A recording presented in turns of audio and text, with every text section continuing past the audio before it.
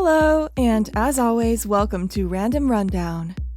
How would you feel about, wherever you go, your personal information was being recorded and held by a private company?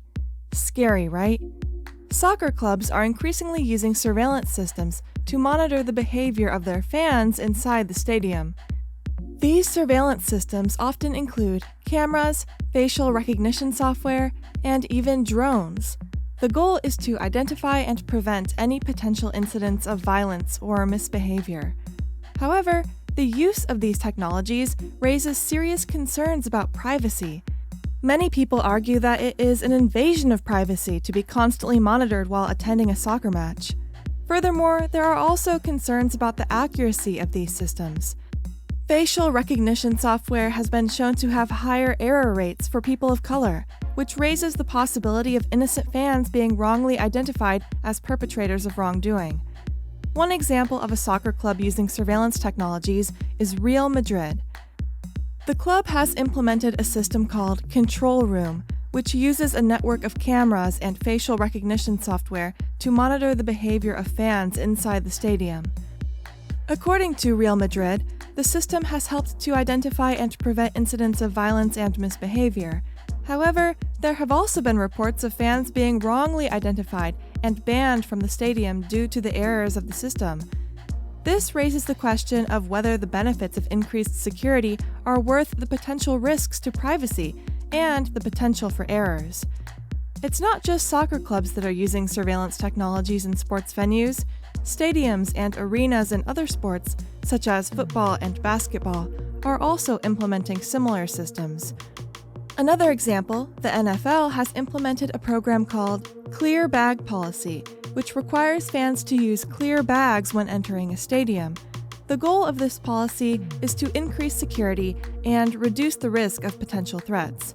However, the Clear Bag Policy has also been criticized for its potential impact on privacy.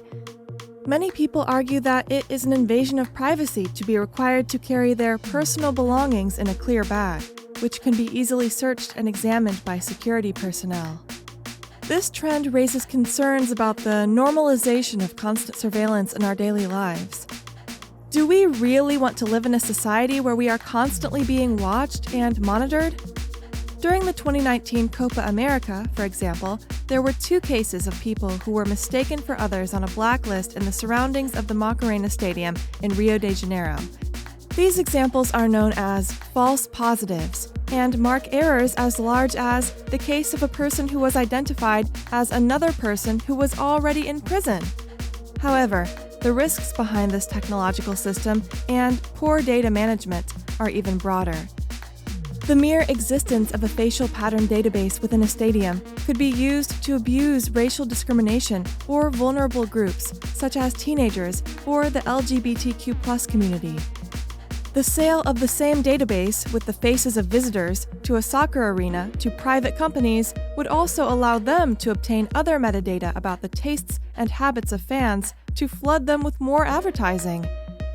In 2018, Fernando Suinaga, president of Deportivo Toluca in Mexico, stated in an interview for the radio program Pasión W that for the remodeling of the Scarlet Stadium, we invested around 100 million pesos in access control and video surveillance. We have around 200 cameras around the perimeter of the stadium and inside with facial recognition. All the people who enter our stadium are identified. Security seems to be the word that is repeated the most in soccer club announcements, official authorities, and, of course, in the commercials of technology companies that sell facial recognition systems for soccer fields, not only in Mexico's case.